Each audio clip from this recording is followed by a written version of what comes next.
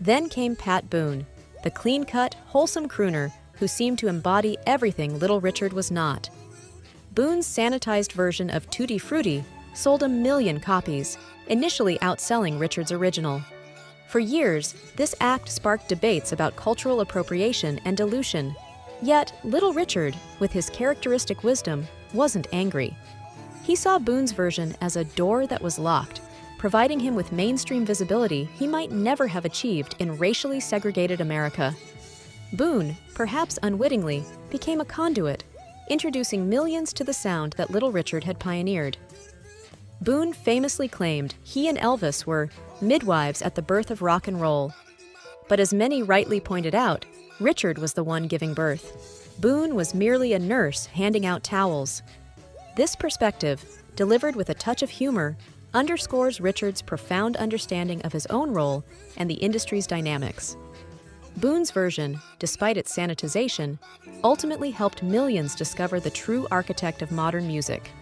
Let's rewind the musical universe for a moment and truly grasp the magnitude of Little Richard's impact. When you listen to his music, you are hearing the ancestor of virtually every popular genre that followed: rock, pop, funk, soul, glam, metal, punk, R&B. His fingerprints are everywhere, from stage theatrics and gender-bending fashion to vocal acrobatics and queer performance art. A young Jimi Hendrix, who played guitar in Richard's band, absorbed his electrifying stage presence. James Brown, Otis Redding, Bob Dylan, David Bowie, Prince, Freddie Mercury, all acknowledged him as a primary source of inspiration. The Beatles sat at his feet like students before a professor of pure noise. Keith Richards' observation, "Watching him taught us how hard you might have to work to do this," perfectly encapsulates his role as a foundational teacher. Little Richard wasn't just a performer. He was a university of rhythm, movement, and soul.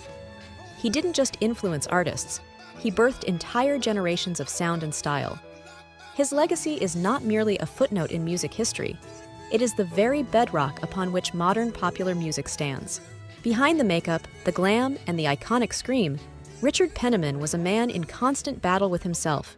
He grappled with his sexual identity, his deep religious faith, the pressures of superstardom, and the profound loneliness that often accompanies such a unique path. He navigated the complex interplay of freedom and expectation, joy and pain.